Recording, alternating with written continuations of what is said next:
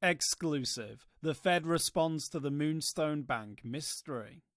One of the lingering questions for the cryptocurrency industry is how the incredibly small and foreign-owned Farmington State Bank, now Moonstone Bank, was able to acquire regulatory guidance under the Federal Reserve. As previously reported, Moonstone received an $11.5 million investment from Sam Bankman-Fried's now-bankrupt Alameda Research in March. It's owned by a company called FBH. Its chairman, Chalopin, also chairs Deltec Bank and Trust. Deltec's major clients include Tether and Alameda. Chalopin sits on Moonstone's board of directors. In a press release on Tuesday, Moonstone clarified its relationship with Chalopin. It stated that Chalopin sought a US bank in the summer of 2018, quote, individually and without any connection to, or without any involvement to, Deltec International Group and its subsidiaries, end quote. Chalopin's aim was, quote, to develop a new model of banking, in which he strongly believes to capitalize on the convergence of technologies and regulations to ensure needed and reliable banking services to customers, end quote. When asked why the Fed would approve a bank serving a combination of digital assets and cannabis, Javier Chalopin, Moonstone's chief digital officer and the son of Gene Chalopin, said, quote, the regulator's job is to promote safety and soundness, financial stability and consumer protection. It's a matter of these industries growing, consumers consuming these services. We need to ensure this consumption is happening in a way that respects those missions, end quote. Protos spoke to the Fed's lead financial institution policy analyst, Melissa Clark, to learn more about its processes.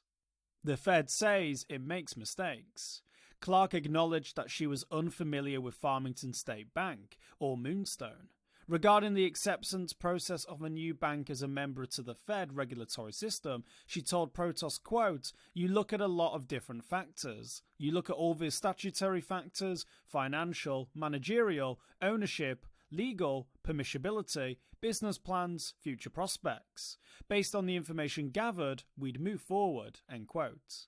She said, quote, the fact is, you learn new things about people after taking action. You act based on available information you have at the time, and that's not to say that something might not be known later.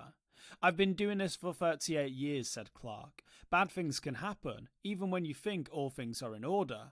We tried to manage the situation after that, end quote. Asked whether foreign nationals were commonly able to acquire Federal Reserve regulated banks, Clark said, quote, over the years we've had a lot of foreign nationals buy banks, and they do go through a vetting process like US citizens. You look at their business, you look at their affiliates, and we get commitments in connection with fuller transparency. We vet everybody who buys banks, she said empathetically.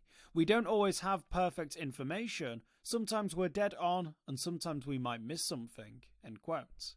When pushed on exactly what the vetting process consisted of, Clark said, quote, we have a name check process. We don't send people out. We don't do like a police kind of investigation. People who are considered principals have to do fingerprints, and there is personal information they have to provide. And these are common forms to all the federal agencies, she said. The OCC, the FDIC, and the Federal Reserve, end quote. For more informed news, follow us on Twitter and Google News, or listen to our investigative podcast, Innovated Blockchain City.